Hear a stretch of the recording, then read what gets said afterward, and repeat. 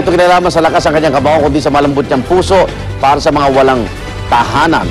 Ginawa po ng Habitat for Humanity si Pacquiao ng titulong Habitat Hero Ambassador dahil sa laki ng naitutulong niya sa kampanya ng naturang NGO. Idodonate po ni Pacquiao ang isa sa mga lupain niya sa Sarangani Province na 3 hektaryang sukat para tayuan ang 100 tahanan sa mga kapuspalad. Ay kamani, sariling pera raw niya ang pinambili ng lupain at hindi ang ginamit ang kanyang pork barrel. May iba pa siyang lupain sa General Santos City at Sarangani na balak rin daw i-donate sa organisasyon. Welcome sa Habitat. Habitat. Yan. Habitat for Humanity. Pareho na pala tayong ambassador. Samantala, famine o matinding taggutom, idineklara na sa bansang Somalia sa Africa. Libo-libo na ang namatay at karamihan sa mga ito ay mga bata. Ayon sa United Nations, halos kalahati na ng kabuuang populasyon ng Somalia ang nakakaranas ng taggutom na sanhi ng napakatagal ng tagtuyot doon. Ito na raw ang pinakamalalang food security crisis na tumama sa Somalia sa loob ng 20 taon. At kung may nakakain nga ang ilang tao doon, malaking problema pa rin ang kakulangan ng sustansya sa kanilang katawan o ang malnutrisyon. Masyal naman tayo sa South Korea kung saan bidaan sa kanilang festival ang batuhan ng putik.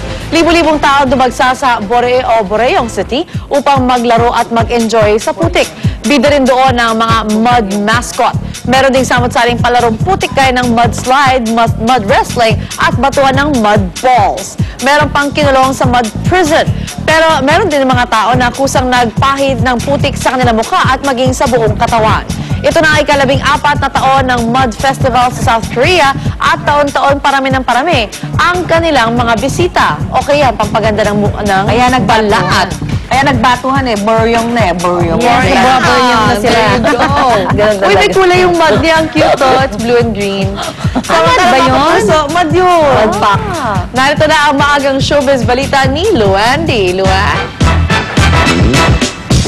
Thanks, Lynn. Good morning po mga kapuso. Time for my early Hollywood chika. Teen pop heartthrob Justin Bieber nag-gate crash sa isang wedding reception sa California. Ayon sa information sa YouTube page ng video, kasama raw ni Justin ang kanyang girlfriend na si Selena Gomez.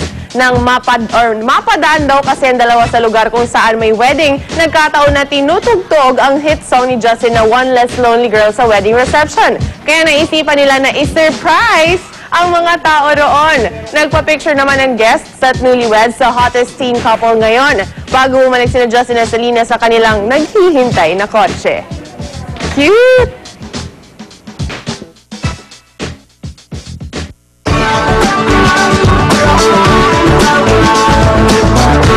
Bagong umaga, bagong pag-asa mga kapuso. At ito na po ang ating hirit panahon mula pa sa pag-asa.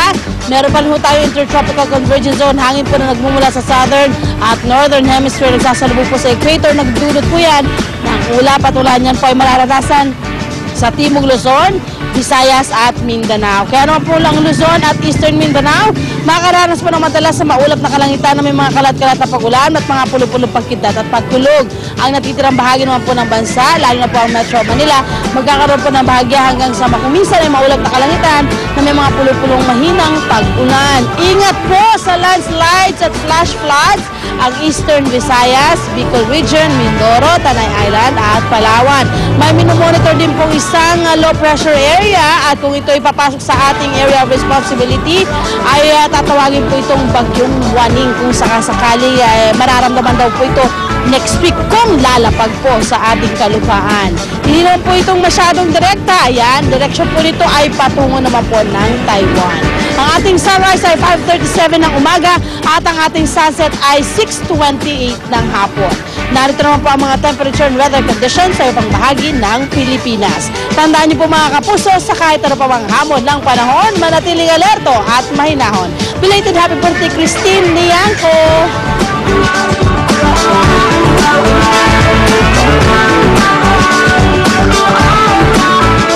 Okay mga igan, malamang po inaabangan nyo na rin ito, no? Yung paglabas po ng ating mga bagong pera. Pero kahit pala hindi pa fully in circulation, may mga balitang napepeki na raw ang ating mga bagong pera. Kayo ba malalaman nyo kung ano ang peke at kung ano ang tunay na sa ating mga bagong pera? Eto, para upang malaman nyo yan, mamaya ituturo sa atin ng isang taga-Bangko Sentral mismo. Pakita natin yung mga mukhang pera. Hindi, yung may hawak, yung may hawak. Hindi yung may hawak, yung pera talaga. Eto, alin na nga iba? Pekit original po ito, halo? Ha? Original to mga to. Oo, original pa to. Ayan, yan yung mga bagong ano na dapat nasa nakasirculate na. Pero, sino ba naman ang tatanggi sa ganyang kayamanan, di ba? Oo naman. Pero ang pagyaman po, hindi lang tsamba nakukuha, kundi sa pamagitan din ng TS, tiyaga at sipag, no? Sa trabaho man o sa negosyo. Di ba, Kaya, Connie? yes. Kaya kung gusto niyo pong maging susunod na Pinoy millionaire, pasukin na natin ang franchising business. Yan ang O, paano? kapital Ito, kapital. Kapital. Ito po, tinihiri sa atin yan ni Monica mula naman sa Pasay City. Good morning, Mon!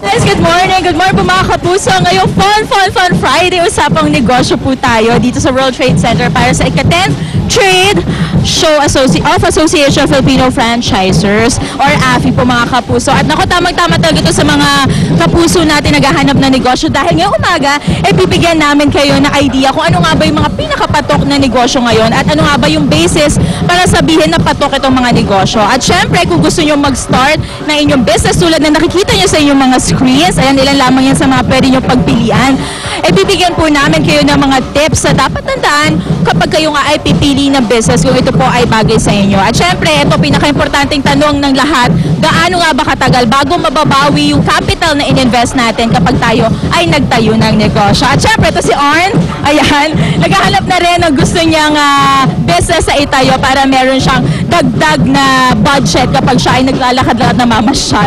Mga kapuso, lahat po yan ating pag-uusapan sa pagbabalik po natin dito po sa World Trade Center sa Pasay City. Back to you guys!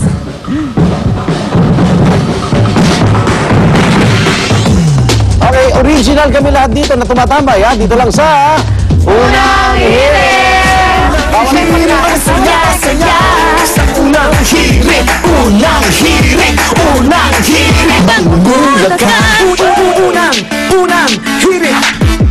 Mas masarap ang inyong gising kasama ang unang hirit at Maggi Magic Sarap. Ang labo.